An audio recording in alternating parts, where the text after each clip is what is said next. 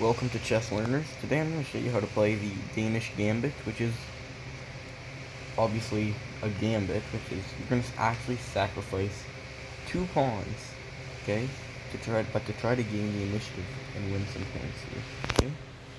So you're going to start out with e4, and white plays e5. Now one of the good things about e5 is that it stops white from playing d4, because if they play d4 when black takes, white will have to centralize the queen, which is too early in the game to do that because it can be attacked with moves like the knight, winning tempos for black, which obviously is not good for white.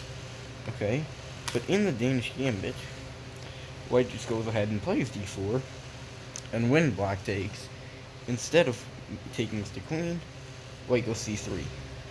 Okay, so c3 just gambits a pawn.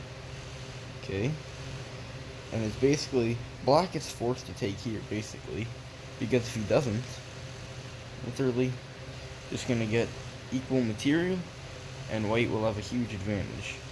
Okay, so black takes here. White's now down 2 pawns. You'd think they would recapture, but no. Bishop c4. Okay, obviously you can play the half Danish right here, taking back. But that's not the point of this video.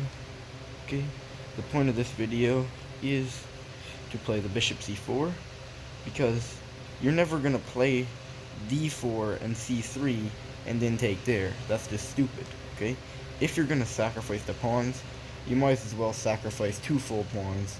Okay, so you'll see that now white finally recaptures here. Okay, and over here he's down 3 pawns to 1. Okay, but he also has a huge advantage in time and space, with the 2 bishops on the diagonal attacking the king, the queen's open, maybe a quick queenside castle on this side. Okay, so white's looking good. Okay, first of all, it's hard for black to find a move here. Obviously not something like this, just straight up sacking a pawn.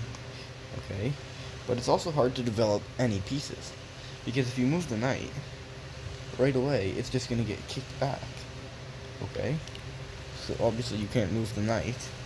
Okay, so most times black will play something like this knight. Okay, now you have a couple options here.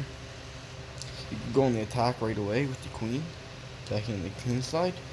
Queen here, attacking on the attack. Okay, and that's a very tricky position for black. But what I recommend is really just get your attack going with something like f4. Okay, that's gonna let the check here. Okay, sorry, you do not play f4 yet, my mistake. Knight c3. Okay, you have knight c3. Okay, then black is gonna try to start getting his pieces out here.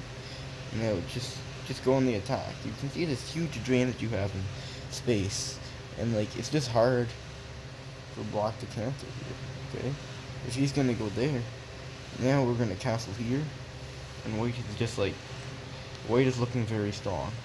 Okay, another thing, okay, you can play the, let's put this knight back here. Okay, there's basically not many other moves for black to play.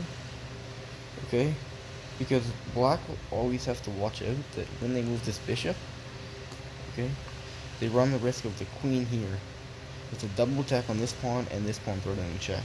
Okay, that's going to be a big move in this gambit. Okay, and another one, if this pawn is out of the way and this bishop is like here somewhere, the check's blocked, you're going to play this move here, the check on the king. Okay, and then take, and then you're just looking very strong. Okay, so that is a huge part. When there's pieces here, the bishop sacrifice there, and the queen check and stuff. Okay, that's all for today. Thanks for watching. And actually, just one more note. Okay, please go watch my video, best chess opening for white for under 1600 elo players. Okay, it's a really good video. Okay, and I'm looking for more people to get involved. Get to watch.